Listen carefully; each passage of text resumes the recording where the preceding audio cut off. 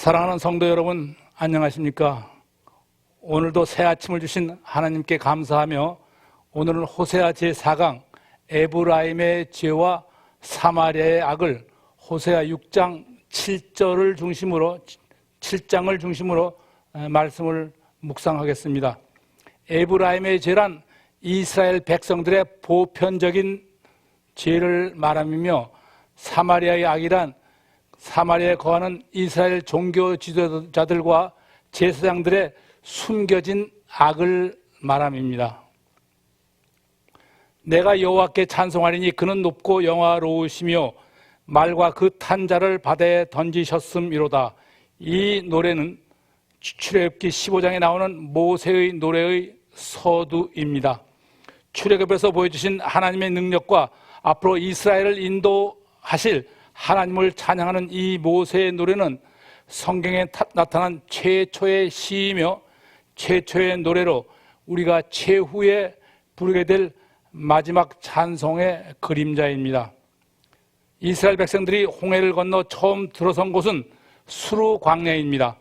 이스라엘 백성들이 홍해를 건너 애굽의 종살이로부터 자유함을 얻은 이스라엘 백성들, 여호와는 나의 능력이시오 찬송이시며 하나님은 구원이시라. 하나님을 찬미하며 환호하는 이스라엘 백성들의 미래에 대한 기대가 한껏 부푼 밝은 태양이 떠오르는 출애굽의 아침이었습니다.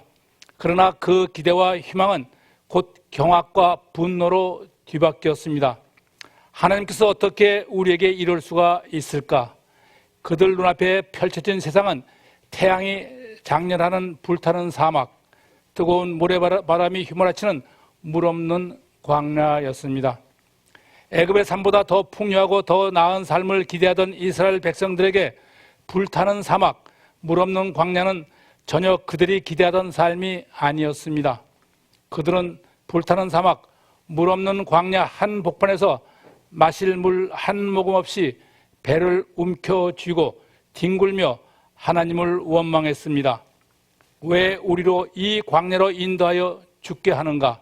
그들은 광야길 3일을 걸어 마라에서 물을 만나 물을 마실 수 있었으나 그 물은 썩은 물로서 백성들은 복통을 일으키며 배를 움켜쥐고 광야의 모래바닥에 뒹굴어야 했습니다. 하나님이 어떻게 우리에게 이럴 수가 있는가? 그러나 그들이 하나님을 원망하기 전에 그들이 불타는 사막에서 목이 말라 배를 움켜쥐고 광야를 뒹굴며 깨달아야 했던 것은 무엇일까?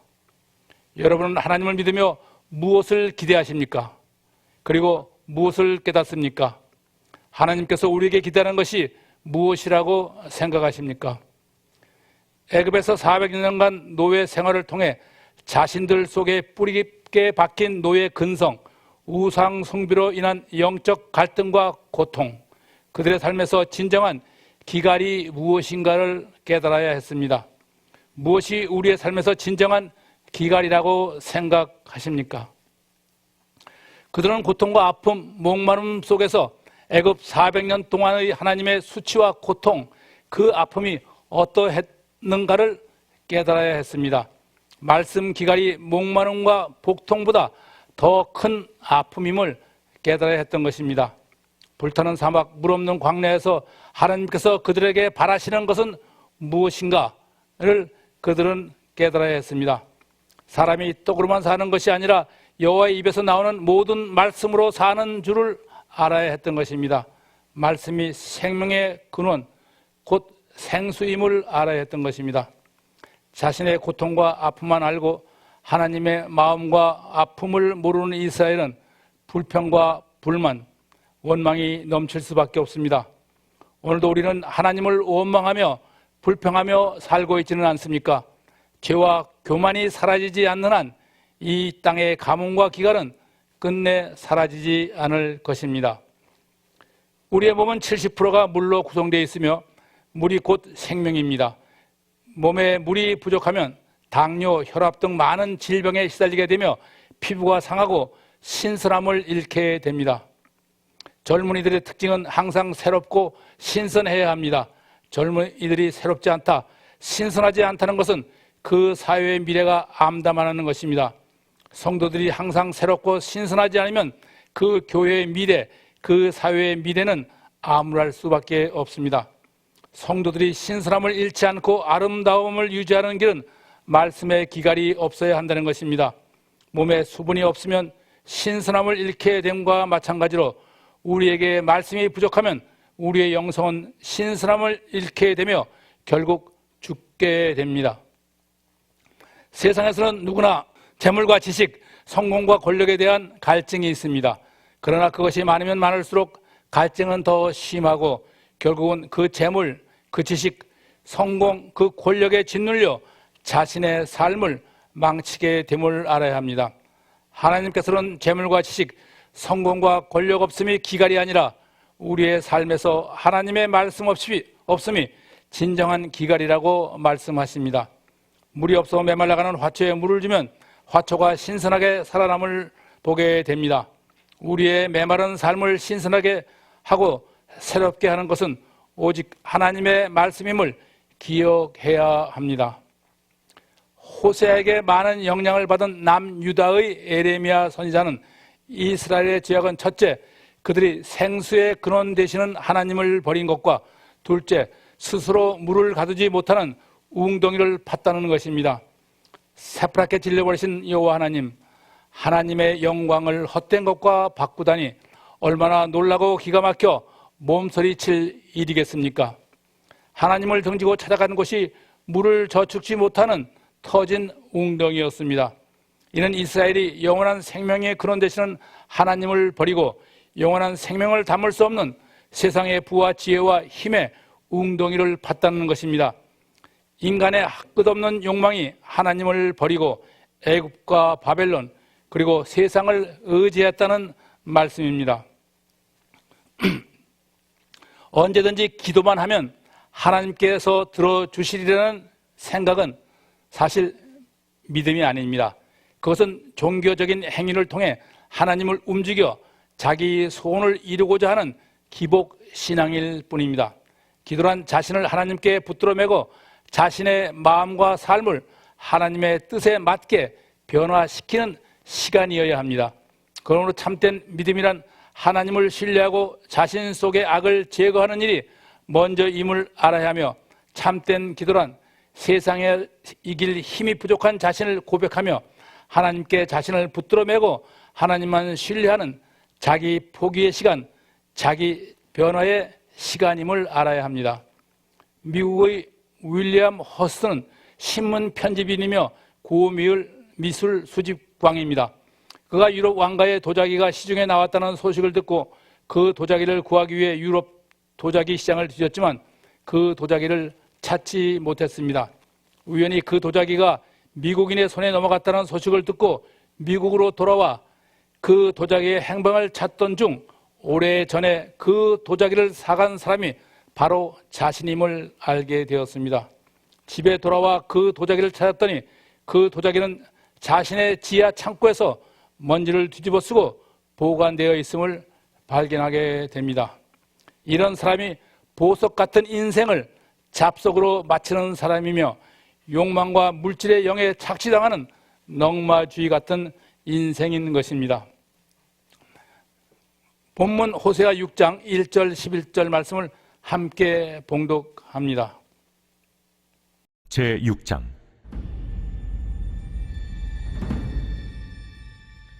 오라, 우리가 여호와께로 돌아가자.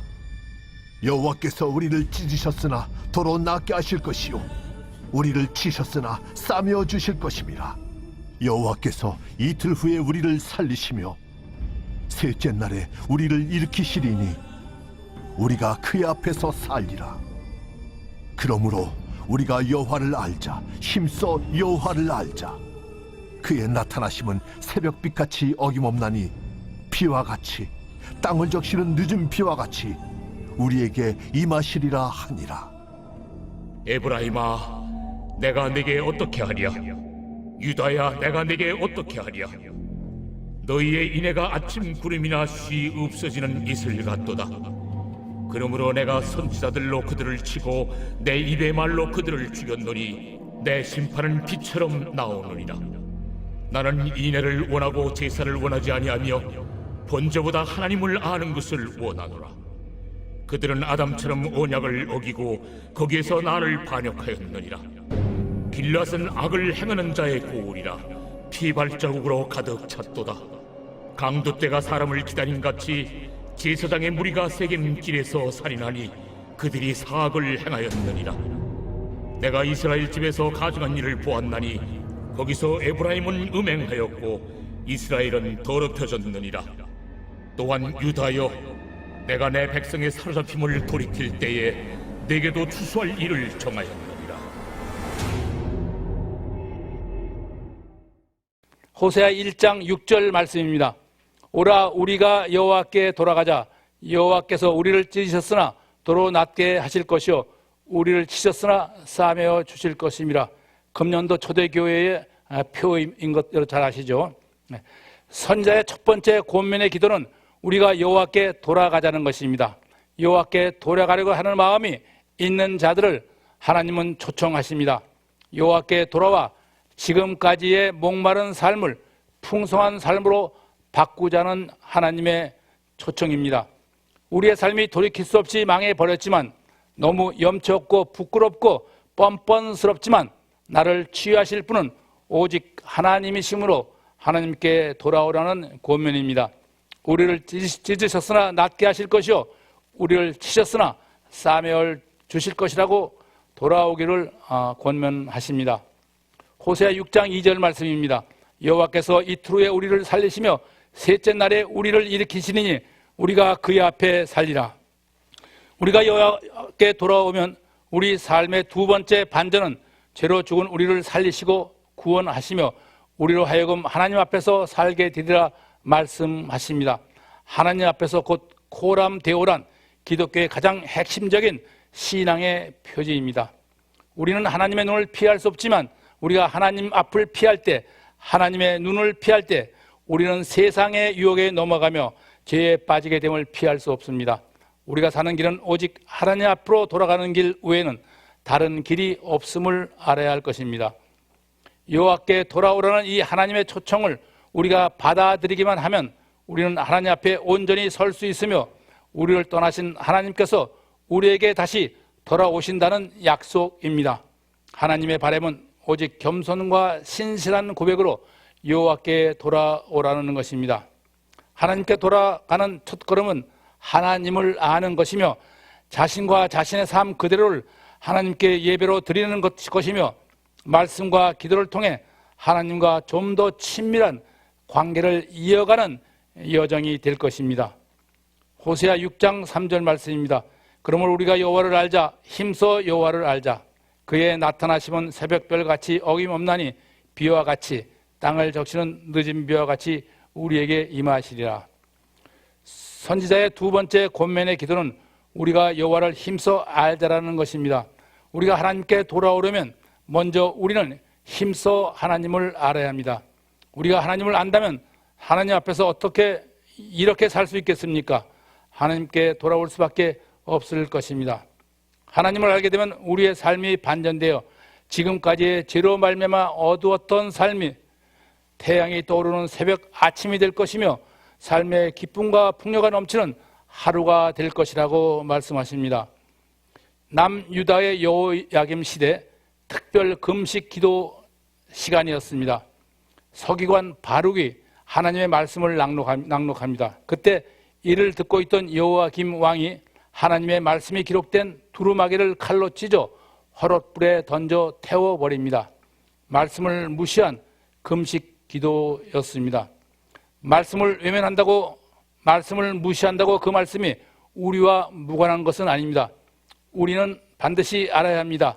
하나님의 가슴이 얼마나 찢어졌을까? 하나님의 마음이 얼마나 새까맣게 타들어갔을까? 여호야김이 하나님의 마음을 조금이라도 알았다면 그럴 수 있었을까?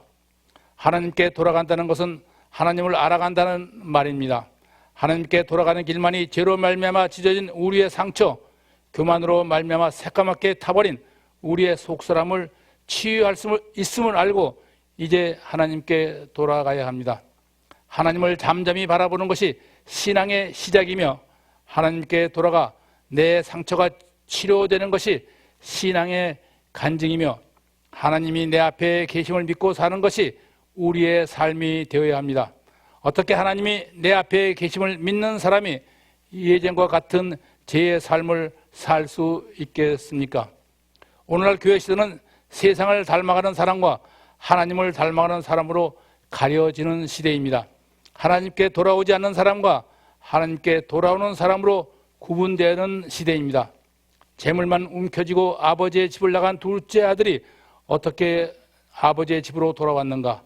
혹독한 셋바 속에서 아버지가 어떤 분이신가를 알았기 때문입니다. 하나님을 안다면 어떻게 하나님께 돌아오지 않고 죄 가운데 그대로 살 수 있겠습니까? 여호와를 알자.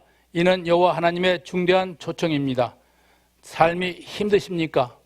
어두운 밤이 지나면 밝은 새벽이 찾아오듯 여호와를 알면 이른 비 늦은 비 같이 하나님의 은혜를 풍성하게 임하게 됨을 알게 될 것입니다. 인간 관계에서의 갈등은 대부분 서로를 알지 못하는 데서 비롯된 갈등입니다. 요즘 우리 시대에 많이 거론되는 세대 간의 갈등도 세대 간의 이해 부족에서 오는 갈등이 대부분입니다. 부부 간의 갈등도 대부분 서로에 대한 이해 부족에서 오는 것입니다. 마찬가지로 하나님과의 우리와의 갈등도 우리가 하나님을 잘 알지 못하기 때문에 일어나는 갈등임을 알아 하나님을 힘써 알아가도록 노력해야 할 것입니다. 호세아 6장 4, 5절 말씀입니다. 에브라임아 내가 네게 어떻게 하랴? 유다야 내가 네게 어떻게 하랴?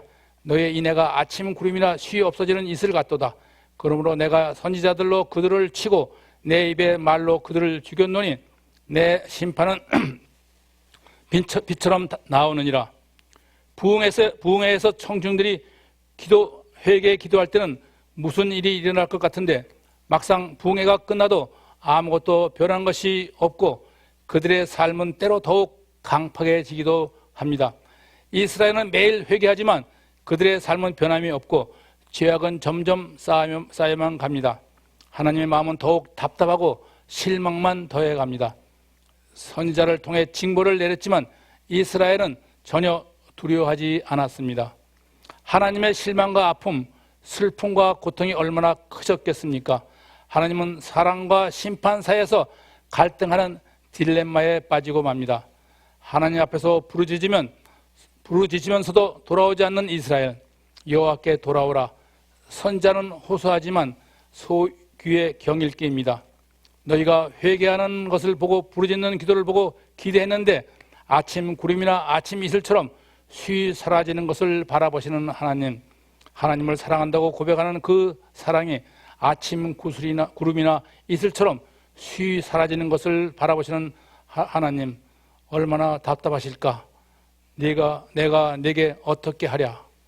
그러나 하나님은 너희의 죄로 말미암아 심판이 임했으나 하나님을 알아 하나님께 돌아오면 그 심판이 빛처럼 소망이 되리라고 말씀하십니다. 호세아 6장 6절 말씀입니다.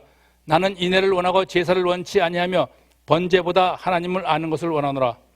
인애란 하나님과 백성들 사이에 존재하는 관계의 본질로 사랑과 충성을 말하며 하나님을 아는 지식이란 신실함과 진실함으로 맺어진 하나님과의 친밀한 관계를 일컬음입니다. 하나님이 원하는 것은 예배와 제물이 아니라 하나님을 아는 지식의 바탕을 둔 사랑과 자비, 언약적 충성과 신실한 관계입니다. 그러므로 우리는 예배와 삶을 분리하지 말아야 합니다. 교회 안에서는 하나님을 믿고 교회 밖에서는 자기의 소견에 오른 대로 사는 것은 교회 안에서도 하나님을 믿지 않는 것입니다. 하나님은 왜 인애를 원하고 제사를 원치 하시는가? 하나님께 제사를 드릴 때 하나님은 그 제사 속에 임재하시지만 우리가 인애 속에 있을 때 하나님은 우리 삶에 임재하십니다. 하나님은 우리의 제사 속에 임재하시기보다는 우리의 삶 속에 임재하시기를 원하기 때문입니다. 하나님은 왜 번제보다 하나님을 아는 것을 원하시는가? 번제는 속죄의 제사로 우리의 죄를 불사르는 제사지만 그 죄는 하나님을 알지 못하는 데서 시작하기 때문입니다. 하나님은 하나님을 모르는 우리의 죽은 몸이 아니라 살아있는 그들의 몸, 하나님을 아는 살아있는 몸을 원하시기 때문입니다. 호세아 6장 7절로 9절 말씀입니다. 그들은 아담처럼 언약을 어기고 거기에서 나를 반역하였느니라. 길앗은 악을 행하는 자의 고통이라 피발작으로 가득 찼도다. 강도떼가 사람을 기다림같이 제사장의 무리가 세겜길에서 살인하니 그들이 사악을 행하였느니라. 이스라엘은 6개의 도피성이 만들어져 있는데 그중 길앗은 요단강 동편의 도피성, 세겜은 요단강 서편에 있는 도피성입니다.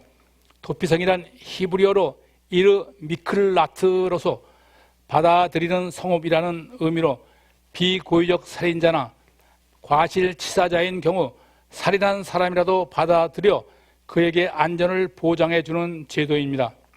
이 도피성은 하나님께서 모세를 통하여 말씀하신 후에 가나안에 들어와 여호수아에 의해 설치된 성읍입니다. 이스라엘의 제사장들은 도피성으로 피신한 사람들을 속임수를 써 죽임으로 도피성이 피발작으로 가득 찼으며 세겜으로 가는 사람들을 강도떼가 기다리다가 사람을 죽이고 재물을 탈취하듯 도피성에 들어오는 사람들을 기다리다가 그 사람들을 죽이고 재물을 빼앗는 흉악한 범죄를 저질렀습니다. 이것이 사마리아의 악입니다. 제사장들의 죄는 깊이 감춰진 죄로서 사람들이 잘 알지 못하지만 하나님은 그들의 죄를 사악한 죄라고 질책하십니다. 이는 사역자들과 직분자들에게 주시는 하나님의 엄중한 경고임을 알아야 할 것입니다. 세상에는 좋은 냄새와 나쁜 냄새가 있습니다. 석 달 가뭄 끝에 하늘에서 떨어지는 빗방울이 흙먼지를 적실 때, 예쁜 여학생이 지나가며 바람결에 남긴 비누 냄새, 오솔길에서 만난 코끝을 찌른 진레꽃 냄새, 며칠 굶은 이에게 전해지는 뜨거운 밤 냄새, 배고파오는 아이에게 다가온 엄마의 전 냄새, 바다에서 표류하던 이에게 어디선가 실려온 흙 냄새. 세상에서 그렇게 기분 좋은 냄새만 있는 것이 아닙니다. 역겨운 냄새, 코를 틀어막게 하는 비릿한 냄새, 썩은 생선 냄새, 곳간에 오래 둔 썩은 고기 냄새, 세상 어떤 것보다 더 부패하고 썩은 사람의 마음, 누가 이 썩은 마음을 알 수 있겠습니까? 누가 이 비린내 나는 냄새를 알 수 있겠습니까? 아무도 볼 수 없는, 냄새에 맡을 수 없는 퍼즐 같은 인간의 마음, 다행히 보이지 않으니 무시해 버립니다. 그러나 하나님은 심장을 꿰뚫어 보시고 폐부를 시험하십니다. 썩은 마음, 비릿한 냄새를 하나님 앞에서 감출 수 있다고 생각하십니까? 이스라엘의 지도자들이나 제사장들이 조금이라도 하나님을 바로 알았다면 길앗에 핏자국을 남기며 세겜의 길에서 살인을 하며 사악을 행하였겠습니까? 구수인의 검은 피부가 스스로 변할 수 있습니까? 표범이 그의 반점을 없게 할 수 있습니까?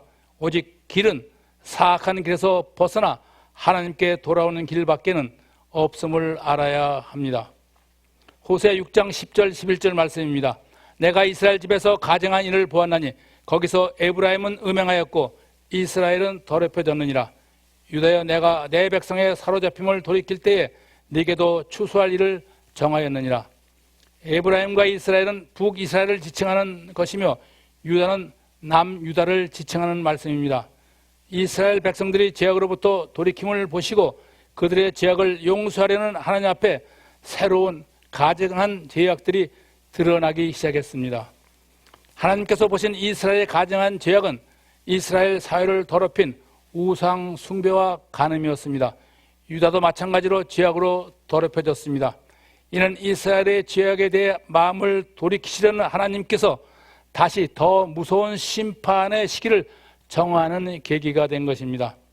제사장들의 죄와 달리 이스라엘 백성들의 죄는 만연한 죄, 보편적인 죄로서 사람들이 죄라고 생각하지 않는 경향이 있지만 성도들은 하나님 앞에 예배를 드리면서 세상을 생각하고 회개의 기도를 하면서 하나님 앞에 가벼운 죄라도 범하지 말아야 합니다. 우리의 중심을 아시는 하나님께서 우리의 죄를 사하시려는 마음에서 돌이켜 더욱 무거운 심판을 준비하실 것이기 때문입니다. 예루살렘 하시드문 어기 곁에 흰놈의 골짜기가 있습니다. 그곳에는 도벳, 더럽다는 인신 제사를 위한 특별 제단이 마련되어 있습니다. 아이들을 제물로 바치는 이방인들의 제단입니다. 이 인신 제사를 위해 이스라엘의 제사장들과 백성들의 지도자들이 가지고 온 옹기를 하나님께서 깨뜨려 버리십니다. 에레미야 19장의 말씀입니다. 옹기 깨지는 소리를 듣고도 무덤덤한 제사장들과 백성들의 지도자들, 하나님께서는 말씀하십니다. 안전하리라고 믿었던 예루살렘 성전이 깨진 옹기처럼 도배시 되리라. 여러분, 초대교회 성전은 안전하리라고 믿습니까? 여러분의 믿음은 천국행 티켓이 확실하다고 믿습니까? 이스라엘 족속아, 내가 너에게 대하여 애가로 지은 이 말씀을 들으라. 전혀 이스라엘이 엎드려졌으며 다시 일어나지 못하리로다. 자기 땅에 던지우며 일으킬 자가 없으리로다. 그러므로 너희는 나를 찾으라. 그리하면 살리라. 이 애가는 호세아보다 조금 일찍 북이스라엘에서 사역한 아모스 선지자의 애가입니다. 한창 때의 아름다운 처녀, 미래에 대한 밝은 소망을 가진 이스라엘이 예기치 않은 성폭행의 상처로 죽음에 이른다는 애가입니다. 이 얼마나 비통하고 안타까운 일입니까? 이는 이스라엘은 자신들의 죄악으로 말미암아 자신들이 일어날 수 없는 성폭행의 자리에 던져졌음을 알지 못하기 때문입니다. 아모스는 이 애가를 통해 아름다운 처녀 이스라엘이 성폭행자 아술에 의해 수치를 당하게 되리라고 슬퍼합니다. 이스라엘의 멸망을 슬퍼하는 이 애가는 처녀 이스라엘이 정숙하고 신선한 삶을 버리고 방종하고 음란한 삶을 사는 것이 아수르의 성폭행을 불러온 원인이라고 말합니다. 여러분, 어린 딸들이 몸이 드러나는 옷을 입고 뉴욕 시내를 활보하는 것을 우리는 어떻게 생각하십니까? 불안하다고 생각하지 않으십니까? 왜 불안하다고 생각하십니까? 성폭행을 당한 처녀 이스라엘이 살 수 있는 길은 오직 여호와 하나님을 찾는 길뿐입니다. 여호와 하나님을 찾는 길은 먼저 여호와 하나님을 아는 것임을 반드시 잊지 마시기 바랍니다. 호세아 7장 1절로 16절을 함께 봉독하겠습니다. 호세아 1장에서 7장까지의 가장 핵심적인 내용이 바로 이 호세아 7장입니다. 한번 봉독해 보겠습니다. 제7장. 내가 이스라엘을 치료하려 할 때에 에브라임의 죄와 사마리아의 악이 드러나도다. 그들은 거짓을 행하며 안으로 들어가 도둑질하고 밖으로 떼지어 노략질하며 내가 모든 악을 기억하였음을 그들이 마음에 생각하지 아니하거니와 이제 그들의 행위가 그들을 애워싸고 내 얼굴 앞에 있도다. 그들이 그 악으로 왕을 그 거짓말로 지도자들을 기쁘게 하도다. 그들은 다 간음하는 자라. 과자 만드는 자에 의해 달궈진 화덕과 같도다. 그가 반죽을 뭉침으로 발효되기까지만 불일으키기를 그칠 뿐이니라. 우리 왕의 날에 지도자들은 술의 뜨거움으로 병이 나며 왕은 오만한 자들과 더불어 악수하는도다. 그들이 가까이 올 때에 그들의 마음은 간교하여 화덕 같으니 그들의 분노는 밤새도록 차고 아침에 피우는 불꽃 같도다. 그들이 다 화덕같이 뜨거워져서 그 재판장들을 삼키며 그들의 왕들을 다 엎드러지게 하며 그들 중에는 내게 부르짖는 자가 하나도 없도다. 에브라임이 여러 민족 가운데 혼합되니 그는 곧 뒤집지 않은 전병이로다. 이방인들이 그의 힘을 삼켰으나 알지 못하고 백발이 무성할지라도 알지 못하는도다. 이스라엘의 교만은 그 얼굴에 드러났나니 그들이 이 모든 일을 당하여도 그들의 하나님 여호와께로 돌아오지 아니하며 구하지 아니하도다. 에브라임은 어리석은 비둘기같이 지혜가 없어서 애굽을 향하여 부르짖으며 아수르로 가는도다. 그들이 갈 때에 내가 나의 그물을 그 위에 쳐서 공중의 새처럼 떨어뜨리고 전에 그 회중에 빌려준 대로 그들을 징계하리라. 화잇을 진저 그들이 나를 떠나 그릇 같음이니라. 패망을 찐저 그들이 내게 범죄하였음이니라. 내가 그들을 건져 주려 하나 그들이 나를 거슬러 거짓을 말하고 성심으로 나를 부르지 아니하였으며 오직 침상에서 슬피 부르짖으며 곡식과 새 포도주로 말미암아 모이며 나를 거역하는도다. 내가 그들 팔을 연습시켜 힘있게 하였으나 그들은 내게 대하여 악을 꾀하는도다. 그들은 돌아오나 높으신 자에게로 돌아오지 아니하니 속이는 활과 같으며 그들의 지도자들은 그 혀의 거친 말로 말미암아 칼에 엎드려지리니 이것이 애굽 땅에서 조롱거리가 되리라.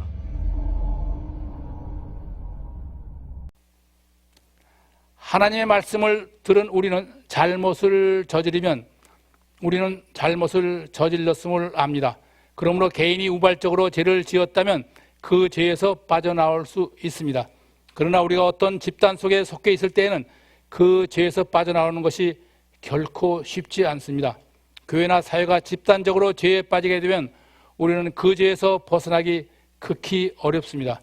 큰 여객선이 침몰할 때 그 속에 있는 승객들이 그렇고 우리 주변의 이단이 그렇습니다. 청소년들이 폭력배에 가담, 마약 중독, 집단 성매매에 가담하게 되면 그곳에서 빠져나오기가 참으로 힘듭니다. 이미 죄가 구조화되었기 때문입니다. 죄가 조직을 만들고 이론을 세우고 스스로 힘을 가지고 있기 때문입니다. 더구나 죄로 인해 자신에게 유익과 쾌락이 있다면 더욱 죄에서 떠나기 어렵습니다. 하나님은 이스라엘의 죄악이 구조적이며 온 이스라엘에 만연된 죄악이라고 말씀하십니다. 호세아 당시 이스라엘 지도자들의 배역은 우발적인 죄악이 아니라 조직적이고 구조화된 배역입니다. 하나님을 찾아도 만날 수 없는 죄, 회개가 불가능한 죄라고 말씀하십니다. 그들은 그들의 삶에서 불륜의 증거들을 남겼지만 자신들의 안전과 풍요를 위해서 저지른 일이라고 변명합니다.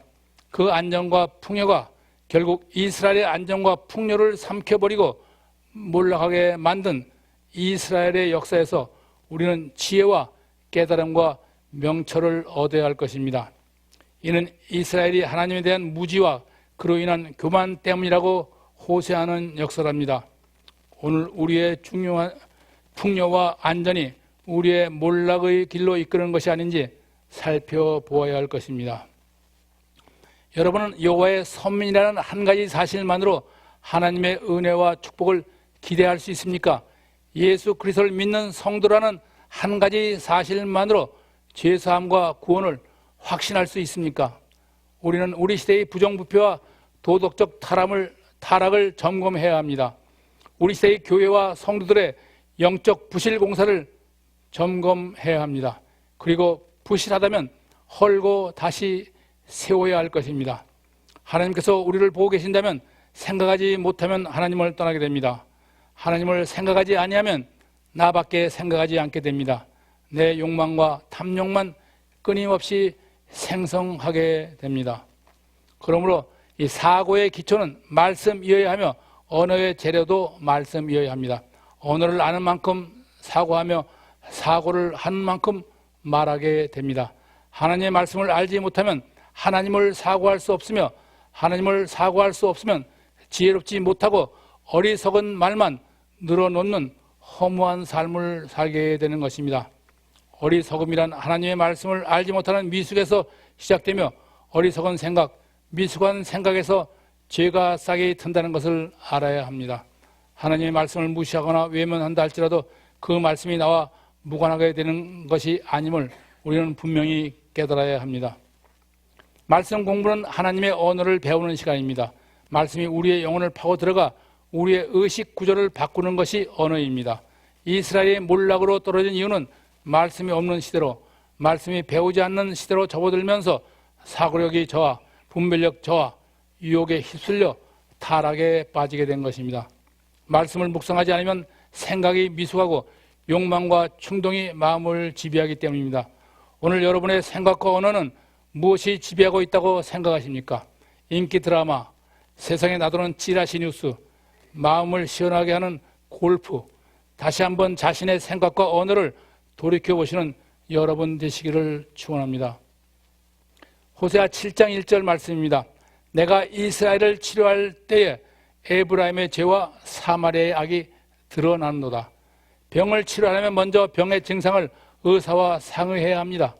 이스라엘 백성들이 어려움을 당하면 하나님께 부르짖고 기도함으로 하나님께서 그 소리를 듣고 막상 이스라엘을 찾아와 보니 죄의 증상에 대해서는 아무 말도 없고 기도해야 할 중요한 내용도 빠져 있었습니다. 전혀 울고 부르짖으며 기도할 것이 아니었습니다. 오히려 그곳에 감추어진 에브라임의 죄와 사마리아의 악이 드러나는 것이었습니다.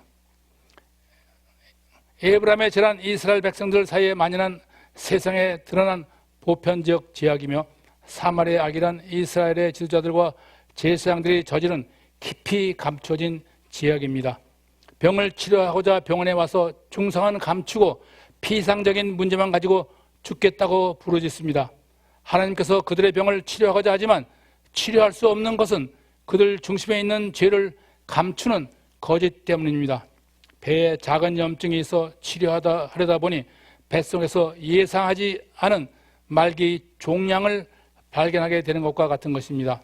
말기 종양은 깊숙이 감추고 감기 몸살로 죽겠다고 울며 부르짖는 이스라엘 백성들이었습니다. 이스라엘은 하나님께 돌아올 생각이 전혀 없었습니다. 회개할 생각도 전혀 없지만 그래도 부르짖고 기도합니다. 그들이 통곡하고 부르짖는 기도는 하나님께 돌아가고 싶어서가 아니라 단지 곡식과 새 포도주가 필요하기 때문입니다. 세속적인 욕망 때문입니다. 신앙심이 돈독하다는 어느 장로님이 외국에 다녀오며 다이아 반지를 하나 샀습니다. 공항에서 그 장로님은 하나님께 기도를 합니다. 하나님, 제발 이 다이아몬드가 세관 검열에서 걸리지 않도록 해 주십시오. 한국교회에서 입시철만 되면 새벽 기도에 교회가 성도들로 넘치지만 입시가 끝나면 예배당이 한산한 것은 그들의 기도가 세상적인 복만을 위한 부르짖음이라는 것을 알 수 있습니다. 이것이 이른바 종교적인 신앙이라는 것입니다. 말씀을 듣지 않은 자의 기도는 가증하다. 잠언 28장 9절에 분명히 기록된 말씀입니다. 말씀을 듣지 않은 자의 기도는 가증하다. 말씀을 듣지 않은 자의 기도는 가증하다고 하나님은 말씀하십니다. 때늦은 후회는 기도로도 막을 수 없습니다. 때늦은 후회를 되돌리려는 것이 기도가 아닙니다. 그것이 가당하다고 생각한다면 그것은 가장 늦은 후회가 될 것입니다. 다른 사람의 말을 듣지 않고 무시하며 자신만의 말을 쏟아놓는다면 누가 자기의 말을 듣겠습니까? 말씀에 귀를 기울이지 않으면 하나님께서도 우리의 기도에 귀를 기울이지 않습니다. 하나님께서는 가난한 이웃의 소리에 귀를 기울이지 않는 자의 기도를 듣지 않는다고 오늘도 말씀하고 계십니다. 우리가 홀로 있을 때, 아무도 보는 사람이 없을 때, 자기 말을 듣는 청중이 없을 때 우리는 어떻게 처신하는가? 내면 생활이 완전히 노출되었을 때 살아남을 사람이 얼마나 될까? 아주 오래전에 연합부흥회에서 부흥사의 간증을 들은 적이 있습니다. 그 부흥사를 비난하려는 의도는 없지만 그 간증을 간략히 소개하면 농촌에 살던 그 부흥사가 초등학교의 어린 시절에 이웃 참외밭에 들어가 참외 한 개를 따 먹었습니다. 그 대학 시절에 주님을 영접하고 그때의 자신의 잘못을 깨닫고 주님 앞에 눈물로 부르짖으며 회개했다는 간증입니다.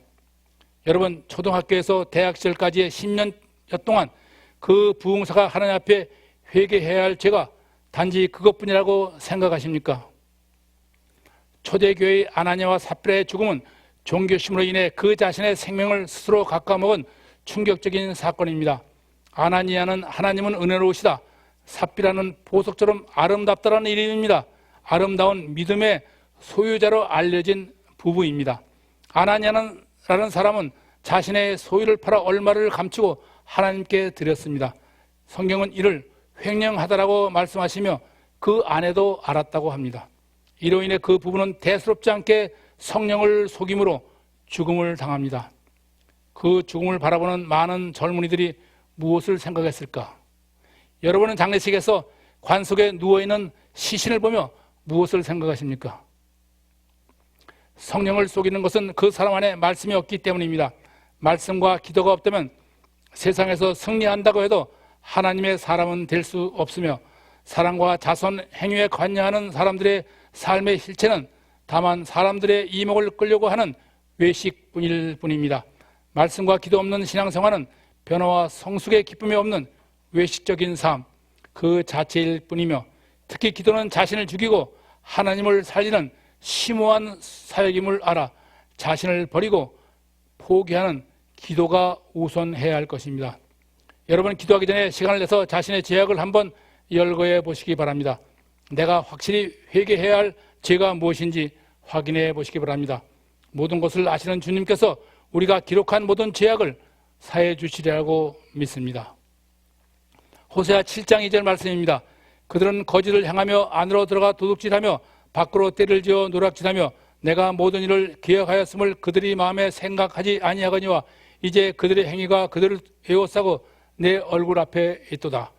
이스라엘이 거짓을 향하였다는 말씀은 그들이 거짓 증거와 거짓 증언, 곧 괴사로 도둑질과 노략질로 이웃의 재산을 빼앗아 착복하는 것이 하나님께 드러나고 있지만 그들은 그 죄를 하나님께서 기억하시지 못하리라 생각하고 있다는 말씀입니다.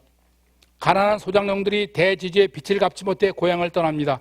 하나님의 율법에 따라 6년 후에 고향에 돌아와 자기 땅을 찾으려는 소장농들의 땅을 대지주들이 뇌물과 거짓 증언으로 그 땅을 빼앗아 자신의 배를 채웁니다. 그것이 괴사입니다. 이스라엘은 죄를 저지름에 대해 두려움도 수치심도 없습니다. 성전 안에서 성전 밖에서 죄를 저지릅니다. 심지어 예배를 보면서 기도를 하면서도 마음속으로 죄를 짓습니다. 거짓된 마음, 속이는 마음을 억제하지 못하고 탐욕의 불길이 타오릅니다. 어떻게 하면 가난한 자의 땅을 빼앗을 수 있을까? 그것만 생각하는 이스라엘의 백성들입니다. 이스라엘의 치료할 수 없는 병은 욕심과 탐욕입니다. 하나님이 보고 계심을 생각지 않으며 더 많은 부요를 위해 목 놓아 부르짖습니다. 거짓 예배, 거짓 기도로 하나님 앞에 나오는 이스라엘, 자신들의 죄의 심각성과 회개에 대해 무관심한 이스라엘. 하나님은 이스라엘의 이 모든 죄악을 보고 계셨습니다. 그러나 그들에게서 하나님에 대한 두려움이나 수치심을 찾아볼 수 없었습니다. 여러분, 하나님께서 우리의 모든 죄악을 보고 계시며 기억하고 계심을 알고 계십니까? 여러분은 자신에 대해 보잘것없이 작은 죄라 여기며 하나님 앞에서 두려움과 수치심을 느끼지 않으십니까? 하나님은 정말 우리를 버리시는가? 하나님은 진심으로 우리를 혐오하시는가? 어째 우리를 치료하지 않으시는가? 도무지 믿을 수 없는 하나님이라 생각하며 하나님을 떠나는 이스라엘 백성들, 여러분, 우리가 하나님 앞에 진솔한 적이 있습니까? 우리가 하나님 앞에 모든 것을 숨김없이 다 털어놓은 적이 있습니까? 우리의 마음을 통찰하시는 하나님, 우리의 속을 꿰뚫어 보시는 분이라고 고백하면서 하나님 앞에서 정직하지 못하고 진솔하지 못한 우리, 하나님께서 어떻게 우리를 치료하실 수 있겠습니까? 호세아 7장 3절 4절 말씀입니다. 그들이 그 악으로 왕을, 그 거짓말로 지도자들을 기쁘게 하도다. 그들은 다 가늠하는 자라. 과자 만드는 자에 의해 달궈진 화덕과 같도다. 그가 반죽을 뭉침으로 발효하기까지만 불 일으키기를 그칠 뿐이라. 이스라엘은 여로보암 2세 이후 30년 동안 5개의 왕조가 일어났다 사라졌으며 그 30년 동안에 6명의 왕이 즉위, 4명의 왕이 살해되는 비극을 맞게 됩니다. 왕의 신하들과 백성들은 악을 가슴에 품고 왕에게 아첨하며 지도자들을 기쁘게 합니다. 화석과 같이 타오르는 음란한 마음과 거짓으로 왕이 찬탈을 음모합니다. 백성들은 땅을 차지하기 위해 방백들과 재판장에게 술을 퍼마시고 뇌물을 줍니다. 그 삶에 하나님만 없으면 못할 일이 없습니다. 가짜 참기름, 가짜 고추, 가짜 밀가루 만들지 못하는 것이 없습니다. 오늘 한국에는 엄청나게 비대한 교회가 많습니다. 못 사는 사람들이 거의 없는 것 같이 보이기도 합니다. 찬양이 넘치고 기도가 넘치기도 합니다. 그러다 조용히 예배 드릴 때는 무언가 회개하는 것 같지만 천만의 말씀입니다. 잠시 숨을 돌리고 있을 뿐입니다. 세상에서 술 마시고 돈 버느라 너무 지쳐서 잠시 숨을 돌리고 있는 중입니다. 반죽이 끝날 때까지만 잠시 불 일으키기를 그칠 뿐입니다. 하나님께 돌아오는 것이 아닙니다. 예배 시간만 끝나면 속에서 불이 화덕같이 올라오면서 정신을 못 차립니다. 너무 돈을 많이 벌다 보니까 힘들어서 호흡 조절을 해야 하는 것입니다. 맨 앞자리에 앉아서 기도하는 모습은 감동적이지만 때로 하나님은 속지 않으십니다. 이 여자가 잠잠한 여자가 아닌데 잠잠하길래 그 성질을 고쳤나 생각했더니 그게 아니고 잠시 쉬느라 그 기질을 숨긴 것뿐입니다. 조용히 있는 것은 무언가 반죽하고 구상 중이기 때문입니다. 어떻게 남편에게 부정한 돈을 벌어오게 하여 그 돈으로 강남 아파트를 한 채 더 살까 구상합니까? 이 여자가 바로 이스라엘이며 이 욕구가 이스라엘의 행음과 탐심인 것입니다. 호세아 7장 5절 6절 말씀입니다. 우리 왕의 날에 지도자들은 술의 뜨거움으로 병이 나며 왕은 오만한 자들과 더불어 악수하는도다. 그들이 가까이 올 때 그들의 마음은 간교하여 화덕 같으니 그들의 분노는 밤새도록 자고 아침에 피는 불꽃 같도다. 왕의 생일에 벌어지는 엄청난 뇌물과 잔치, 그 돈은 어디서 나왔을까? 여러분, 호세아 제1강에서 이스라엘의 사회제도 마르 제아흐를 기억하십니까? 왕족들, 군사 엘리트, 대지주, 귀족들의 결사체로 독과점과 불공정으로 백성들을 착취하고 유린하여 채운 부로 엄청난 뇌물과 잔치를 벌이는 것입니다. 호세아 7장 7절 말씀입니다. 그들이 다 화덕같이 뜨거워져서 그 재판관들을 삼키며 그들의 왕들을 다 엎드러지게 하며 그들 중에는 내게 부르짖는 자가 하나도 없도다. 이스라엘 지도자들은 화덕같이 뜨거워진 마음으로 재판관들에게 뇌물을 바치며 화덕까지 달구어진 반역심으로 지도자들을 살해하고 왕인을 찬탈합니다. 그리고는 다음날 성전에서 하나님께 예배를 드리고 기도로 부르짖습니다. 하나님께 돌아온 것이 아니라 잠시 지쳐서 숨을 돌리는 것입니다. 하나님은 그들 중에 하나님 앞에 참된 기도로 나오는 자가 하나도 없다고 말씀하십니다. 7장 7절 말씀입니다. 에브라임은 여러 민족 가운데 혼합되니 그들은 곧 뒤집지 않은 전병이로다. 이스라엘의 전병은 하나님께 제사를 드릴 때 올리는 기름에 구운 떡입니다. 우리 음식으로 부침을 말합니다. 반죽을 만들 때 여러 가지를 섞어서 반죽을 만드는데 에브라임이 여러 민족 가운데 혼합되었다는 것은 이스라엘이 바로 이 반죽처럼 여러 민족의 우상이 혼합되었다는 말씀입니다. 밀가루를 반죽할 때 이방의 누룩을 넣지 말라고 하시는데 이방의 누룩을 넣어 크게 부풀게 합니다. 이는 하나님에 대해 아무 감각이 없는 불감증의 영적 상태를 의미합니다. 전병은 구울 때 앞뒤가 잘 익도록 뒤집어 주어야 합니다. 뒤집지 않은 전병이란 하나님께 전념하지 않고 세상의 우상을 생각하다가 전병을 뒤집지 않아서 한쪽은 익지 않은 생반죽이고 한쪽은 새카맣게 타버려 먹을 수 없게 된 떡을 말씀합니다. 버릴 수밖에 없는 구제불능의 상태를 말합니다. 여러분도 아마 부침을 할 때 이러한 경험이 있을 줄 압니다. 한쪽은 반죽이고 한쪽은 시커멓게 탄 부침. 곧 뒤집지 않은 전병이란 이스라엘의 혼합 종교와 삶의 이중성을 의미하는 것이며 이는 보기에는 그럴듯하지만 쓰레기같이 버려야 할 속과 겉이 다른 이스라엘의 외식적인 예배와 삶을 말씀하시는 것입니다. 오늘 우리의 신앙과 삶은 어떻습니까? 설 익었는데 잘 익었다고 생각하십니까? 넘어졌는데 선 줄로 아십니까?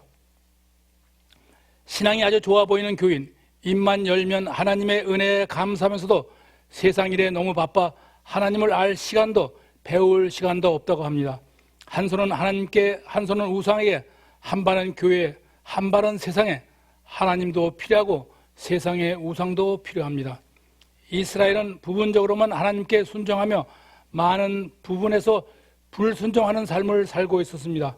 어느 한 곳에서는 거룩함이 나타나기도 하지만 다른 곳에서는 죄에 거하는 일이 빈번했습니다. 자신의 기질이나 기분에 맞는 종교적 관행들을 헛되이 자랑하던 바리새인들처럼 허식과 위선으로 까맣게 타 들어가는 사람들이었습니다. 자기가 남보다 더 거룩하다고 생각하는 사람들을 보면 생명과 관련된 중요한 경건이 전적으로 결여되어 있는 경우가 많습니다. 사람 앞에서는 성도이면서 혼자 있을 때는 신자가 아닐 경우가 많으며 낮에는 하얀 밀가루를 팔고 밤에는 검은 검댕이를 팝니다. 이러한 신앙이 혼합된 반죽이요 익지 않은 전병으로 주님께서 바리새인들을 질책하신 회칠한 무덤 같은 외식적인 신앙인 것입니다. 외식적인 신앙은 우리의 교만에서 오는 것임을 알아야 합니다. 우리의 신앙이 하나님과 우상이 혼합된 신앙이 아닌지 익지 않은 전병같이 까맣게 탄 세속적 열정으로 치닫는 무익한 신앙인지 우리가 하나님 앞에서 교만한 삶을 살고 있는지 살펴보아야 할 것입니다. 호세아 7장 9절 10절 말씀입니다.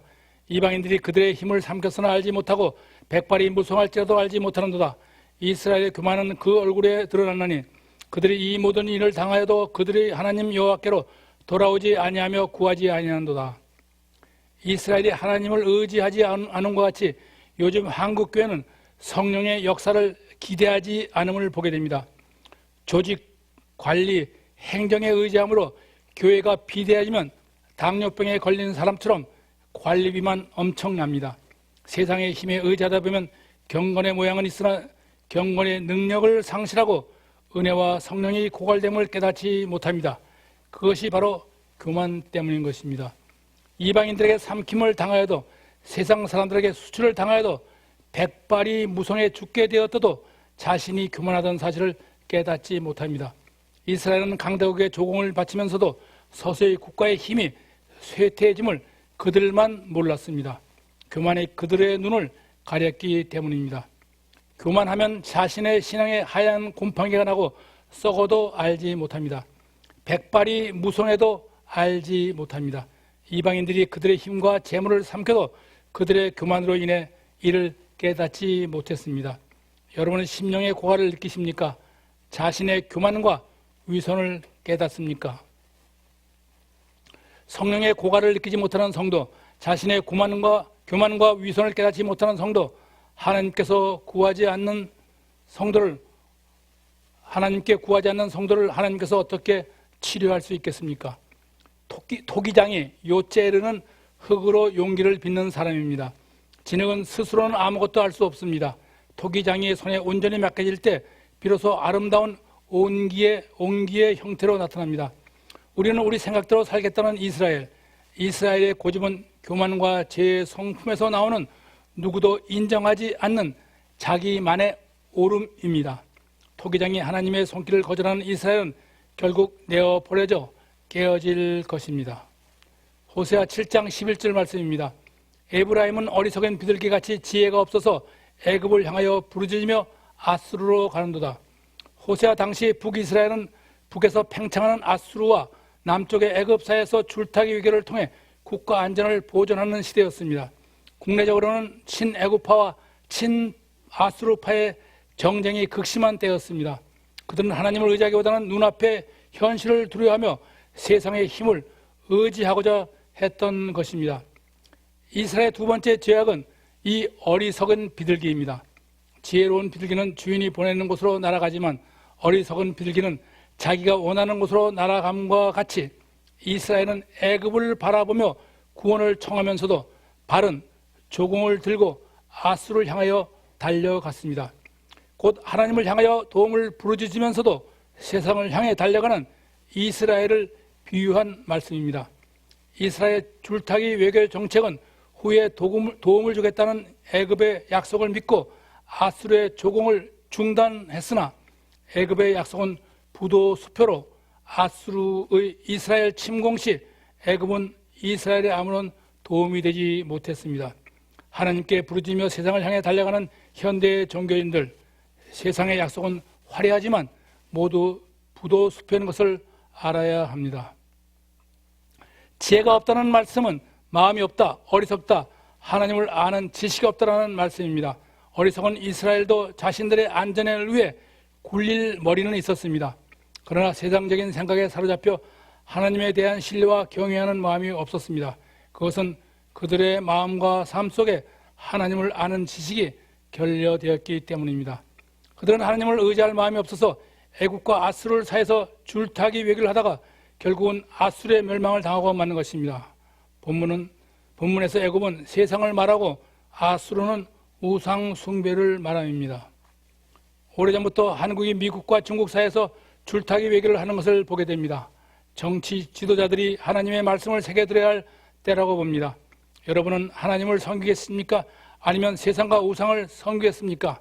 아니면 하나님과 우상을 동시에 섬기겠습니까?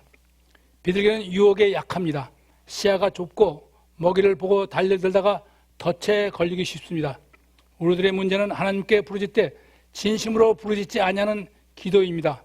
기도를 하지 않는 게 문제가 아니라, 예배를 드리지 않는 게 문제가 아니라, 세상을 바라보다 세상의 유혹에 빠져 세상으로 돌아가는 것이 문제인 것입니다. 호세아 7장 12절 말씀입니다. 그들이 갈 때 내가 나의 그물을 그 위에 쳐서 공중에 새처럼 떨어뜨리고 전에 그 회중에 들려준 대로 그들을 징계하리라. 몸은 교회에서 경건하게 예배를 드리지만 마음은 세상을 바라보며 세상을 생각하는 교인들. 롯의 아내는 소돔이 하나님의 심판을 당할 때 몸은 소돔을 떠났지만 마음은 재물을 두고 온 소돔을 향해 뒤돌아보다가 결국 사해의 소금 기둥이 되어 버립니다.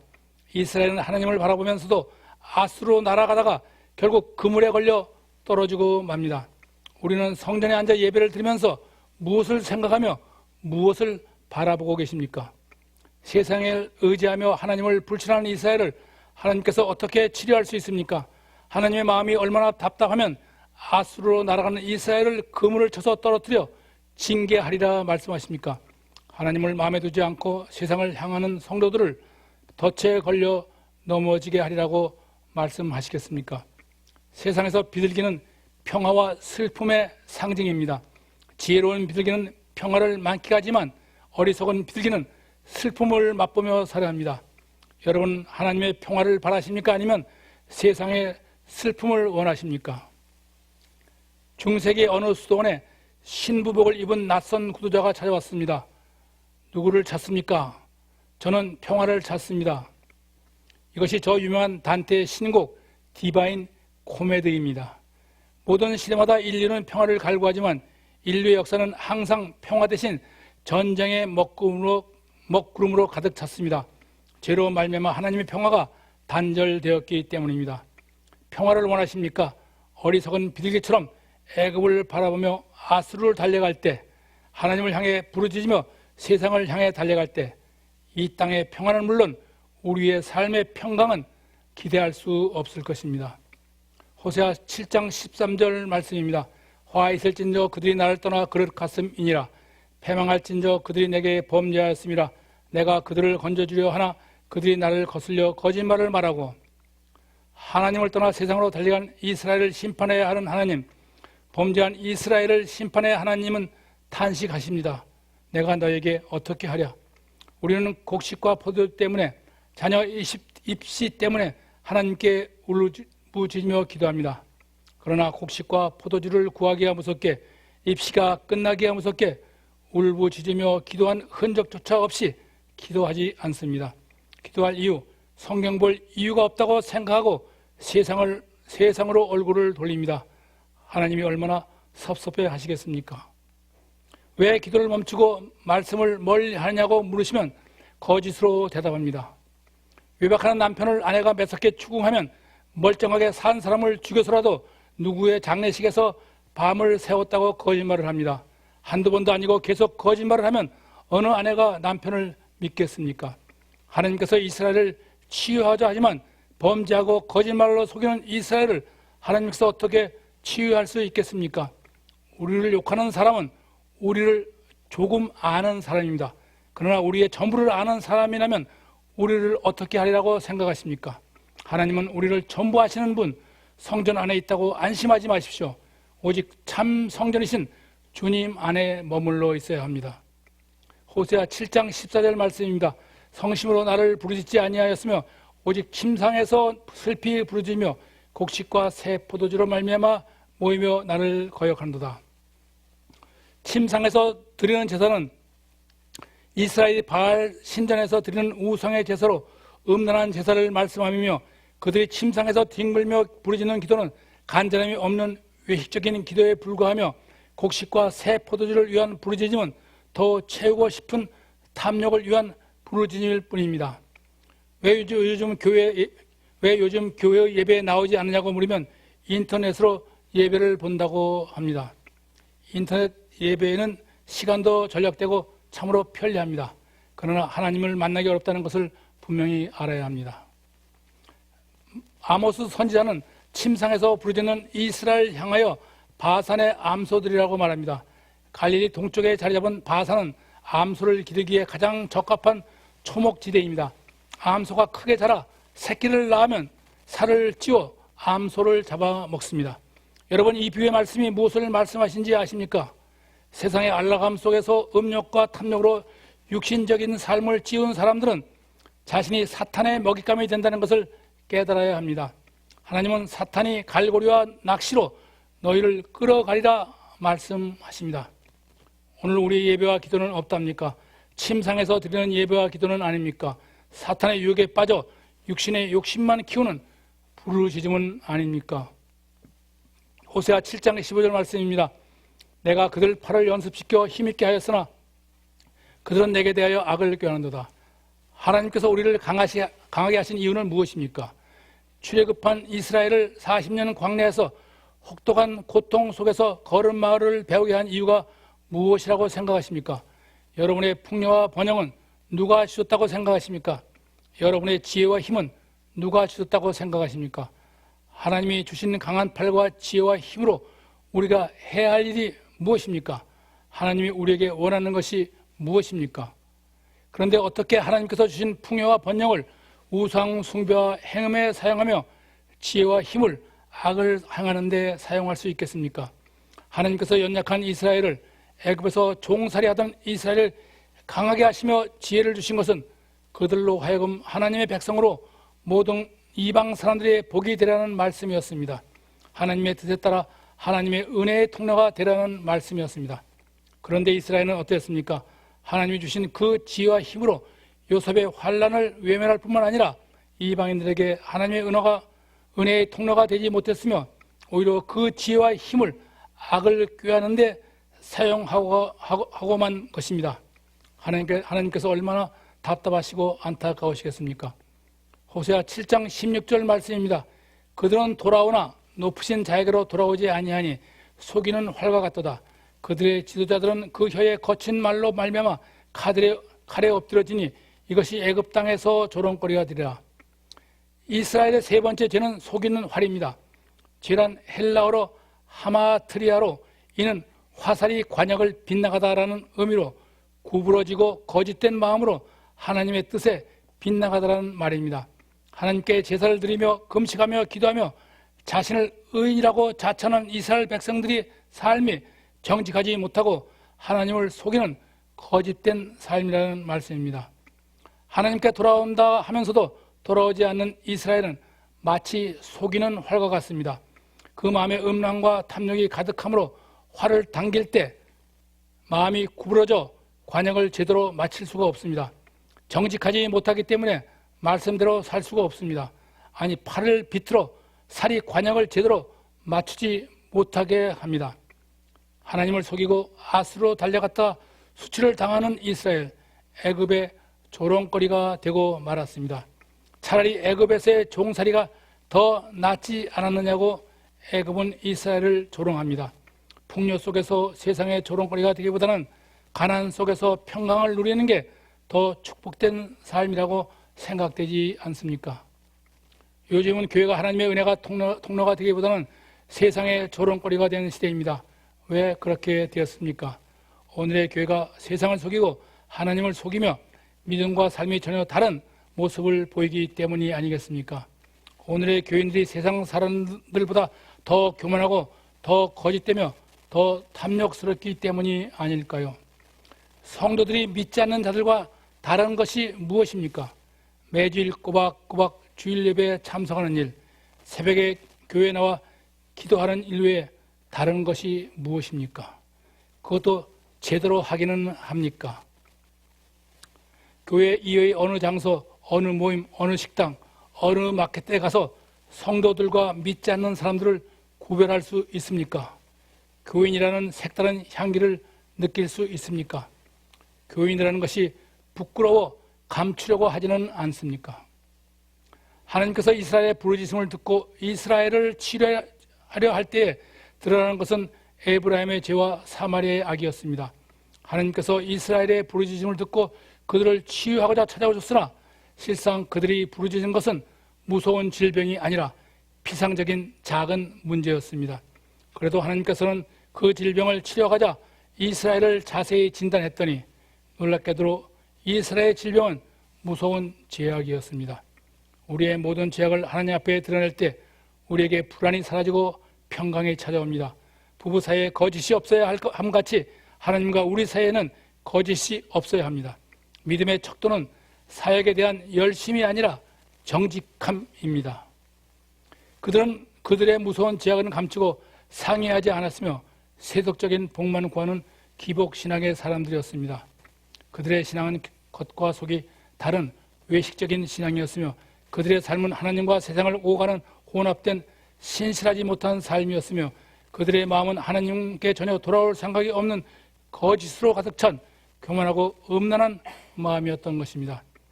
여러분, 우리의 죄가 하나님 앞에서 치유되기를 원하십니까?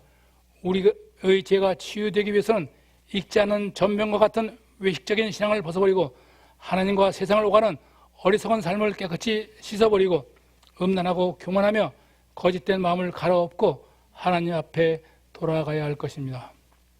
이스라엘이 왜 이렇게 되었는가? 이스라엘이 하나님을 찾지 아니했는가? 하나님께 제사를 드리지 아니했는가? 아니면 이스라엘이 너무 사치하고 방탕했는가? 그들은 하나님을 찾았다고 자부합니다. 그들은 하나님께 빠지지 않고 제사를 드렸다고 항변합니다. 그러나 그들은 자신들이 하나님께 대해 무지하다는 것을 인정하지 못했습니다. 하나님이 원하시는 삶에서 멀어진 사실을 깨닫지 못했습니다. 실제로 그들이 찾은 것은 세속적인 축복이었지 하나님의 축복은 아니었으며 그들이 듣고자 하는 것은 세상의 즐거움이지 하나님의 말씀이 아니었습니다. 그들이 세상에 드러나고자 한 것은 자신의 영광이지 하나님의 영광은 아니었습니다. 베델은 하나님의 집, 하나님의 성소입니다. 길갈은 이스라엘의 성지이며 영적인 예배의 자리입니다. 브엘세바는 이스라엘의 백성들이 해마다 성지 순례로 하나님을 찾아 나서는 새 출발의 상지인 성지입니다. 이스라엘은 베델, 하나님의 집을 우상 숭배, 기복 신앙의 처소로 만들었으며 이스라엘 개혁의 성지인 길갈을 방탕과 죄악의 도시로 만들었으며 성지 순례로 하나님을 만나는 브엘세바를 쾌락과 방탕의 길로 만드는 것입니다. 그들은 수없이 하나님을 찾았다고 하지만 하나님은 그들이 하나님 자신을 찾지 않았다고 말씀하십니까? 어떻게 된 것이라고 생각하십니까? 그들은 나무 토막을 하나님이라 부르며 우상을 찾은 것입니다. 이스라엘의 살 길은 오직 여호와를 찾는 길뿐입니다. 성소를 찾는 길과 여호와를 찾는 길은 다른 길입니다. 성지 순례를 하는 것과 여호와를 만나는 길은 다릅니다. 하나님과의 만남이 없는 예배는 하나님을 찾는 것이 아니며 불의한 삶 속에서 축복을 구하는 기도로는 하나님을 만날 수 없습니다. 여호와를 찾는 길은 우리의 예배와 삶에서 여호와의 말씀을 청정하고 그 말씀을 따르고 여호와와 함께 동행하는 삶을 말함입니다. 여러분, 하나님의 말씀이 짐이 되십니까? 그렇다면 여러분은 바로 하나님의 짐이 된다는 것을 알아야 합니다. 여러분, 하나님의 짐이 되시길 원하십니까? 인간의 이치로 사람이 엎드려지면 일어나며 사람이 떠나가면 다시 돌아옵니다. 공중의 학이나 산비둘기, 제비와 두루마기, 이 모든 것도 자연의 질서를 따라 떠나갔다가도 때가 되면 돌아오는 것을 봅니다. 죽음의 전쟁터로 계속 달리는 군무와 같이 인간의 이치와 자연의 질서를 역행하며 하나님을 떠나는 이스라엘, 패역도 문제지만 더 심각한 문제는 패역에서 돌이키려는 기미가 전혀 없다는 것입니다. 왜 패역에서 돌아올 마음이 없는 것일까? 세상의 쾌락과 방탕, 음행과 거짓에 익숙해졌기 때문입니다. 하나님께 돌아오려면 먼저 세상의 즐거움을 끌어버려야 합니다. 거짓된 마음을 태워버려야 합니다. 하나님은 탄식하십니다. 어찌 내 백성이 나를 떠날 수 있는가? 공중의 학, 비둘기, 제비, 두루미도 때가 되면 어김없이 돌아오는데 중간중간 돌아올 법도 한데 이 백성들은 어찌 한결같이 나를 떠나는 것일까? 내가 저들에게 어둠이요 물 없는 광야라도 된다는 말인가? 때로는 자책하며 자책을 자신들의 허물과 죄의 면죄부로 삼는 게 바로 나를 떠난 이유가 아닐까? 하나님을 떠났다는 것은 알지 못하는 이스라엘 백성들, 자책하고 회개하되 반드시 자신을 바로 잡아야 합니다. 행위보다 중요한 것은 방향입니다. 세상에서 위대한 일을 하는 것이 중요한 일이 아닙니다. 작은 일이라도 그 방향이 바른 길이어야 합니다. 설사 넘어져도 바른 길로만 가면 되는 것입니다. 그 길이 여호와께 돌아오는 유일한 길이기 때문입니다. 우리 시대의 어두움을 보면 불의한 기업의 생존 전략은 이익은 사유화합니다. 자기 것을 합니다. 손실은 사회화하는 전략입니다. 말쑥하게 차려입은 그들의 옷에서, 그들의 지위와 교양에서 가난한 자들의 핏자국을 보게 됩니다. 사람들이 찾는 길은 바른 길, 정직함보다는 불의하더라도 남보다 더 높고 더 앞서는 길입니다. 교회가 부패한 영혼을 장식하는 장식구가 된 시대, 예배가 사회적 친교 모임으로 변해버린 시대, 사랑과 진실, 공의와 정의를 찾아볼 수 없는 시대, 불공정하고 불평등하며 가난한 자들이 상처를 받는 시대, 오늘의 교회를 하나님의 집이라고 말할 수 있습니까? 하나님께서 우리의 성전에 임재하고 우리의 기도와 예배를 연락하시는 겁니까? 우리는 참으로 거듭났습니까? 아내에게 매일 수십 번 사랑한다고 말하는 남편, 정말 아내를 사랑하는 남편일까? 세상에서 온갖 악을 행하고 안전한 성전으로 돌아가는 사람들, 우리는 안전하다 말할 수 있습니까? 바른 장소와 바른 말은 참된 믿음의 증거가 아니라 참된 믿음의 삶을 살기 위한 기회에 불과한 것입니다. 그러므로 내가 거듭났다는 것은 거듭난 삶을 살겠다는 결단을 의미하는 것이지 그 이상 아무것도 아니며 옛 삶을 그대로 살면서 거듭났다는 것은 정직하지 못한 신앙입니다. 거듭난 삶이란 바른 길을 가며 정직히 행하는 것임을 알아야 합니다. 그러므로 바른 길을 걷고 정직한 삶을 사는 것이 곧 성전에 들어가는 것임을 기억하시기 바랍니다. 중세 신학자 토마스 캠퍼스의 글을 함께 읽어봅니다. 하나님 나라를 사랑한다는 자는 많으나 예수의 십자가를 지고 가는 자는 적다. 은혜와 위로, 평안을 고대하는 자는 많으나 십자가의 괴로움을 갈망하는 자는 소수이다. 주님의 잔치에 동참하려는 자는 많으나 주님과 함께 금식에 동참하려는 자는 드물다. 주님의 즐거움에 참여하려는 자는 많지만 주님과 함께 어떤 고난이라도 기꺼이 받으려 하는 자는 찾아보기 어렵다. 떡을 떼는 데까지는 주님을 쫓는 자가 많으나 고난의 잔을 마시는 자리까지 이르는 자는 드물다. 주님의 기적과 치유를 경외하는 자는 많으나 십자가의 지옥에까지 주님을 따르고자 하는 자는 소수에 불과하다. 우리는 어떻습니까? 매일 성전에 들어가는 길은 들어갑니까? 룻기를 보면 사사시대에 베들레헴에 살던 엘리멜렉과 나오미 부부는 베들레헴의 흉년이 들자 궁핍함을 피해 요단강 동쪽 이방인의 땅 모압으로 갑니다. 모압에서 약간의 풍년은 얻었지만 남편 엘리멜렉이 죽고 두 아들이 장가들어 며느리를 얻었는데 그곳에서 거주한 지 10년쯤에 두 아들마저 죽고 나오미와 두 며느리만 남습니다. 후에 베들레헴에 하나님께서 양식을 주셨다 함을 듣고 나오미는 며느리 룻과 함께 고향 베들레헴으로 돌아옵니다. 돌아온 나오미와 룻은 하나님의 은혜를 입어 룻은 다윗의 증조모가 되며 그리스도의 육신적인 조상이 됩니다. 룻기를 통해 우리는 기근을 피해 풍요한 삶을 얻기 위해 하나님을 떠나 말씀을 떠나 세상으로 나가서 세상 사람들과 같은 삶을 살다 잠시 약간의 풍요를 얻었지만 더 귀중한 것을 잃은 한 가족을 볼 수 있습니다. 그러나 세상과 같은 삶을 살던 나오미가 돌이켜 하나님께 돌아올 때, 말씀으로 돌아올 때, 하나님의 백성으로 돌아왔을 때 생각지 못한 기쁨, 은혜를 누리게 되며 다윗 가문의 조상이 되는 축복을 받게 되는 또 다른 모습을 보게 됩니다. 이것이 하나님을 떠난 자와 하나님께 돌아온 자의 삶의 차이입니다. 여러분 어떤 삶을 원하십니까? 초대교회가 시작된 후 지난 37년 동안 가장 힘든 일은 함께 신앙생활을 하던 믿음의 형제들이 초대교회를 떠나는 일이었습니다. 떠나는 형제들마다 교회에 대해 불만과 불평을 말하며 상처를 입고 떠나는 것을 보면서 제 자신 괴리감을 느끼지 않을 수 없었습니다. 저는 그때마다 교회에 문제가 있는 것이 아니라 교회를 떠나는 형제들에게 문제가 있다고 말하곤 했습니다. 교회 때문에 상처를 입은 게 아니라 자기 자신 때문에 상처를 입는다고 말했습니다. 초대교회를 떠난 형제들이 다른 교회에서 신앙의 뿌리를 내리지 못하거나 이 교회 저 교회로 유리하거나 또는 초대교회로 다시 돌아오는 형제들을 보면서 제 말이 옳다고 생각했습니다. 지난 주일 박찬선 목사님의 룻기 주일 설교를 들으면서 저는 저의 생각이 잘못되었음을 깨달았습니다. 엘리멜렉과 나오미가 떡집인 예루살렘을 떠난 것은 베들레헴에 흉년이 들어 먹을 떡이 없었기 때문입니다. 떡집에 먹을 것이 없었던 것입니다. 상처를 입고 초대교회를 떠난 형제들을 비난하기 전에 우리는 먼저 우리 자신을 돌이켜 생각했어야 했습니다.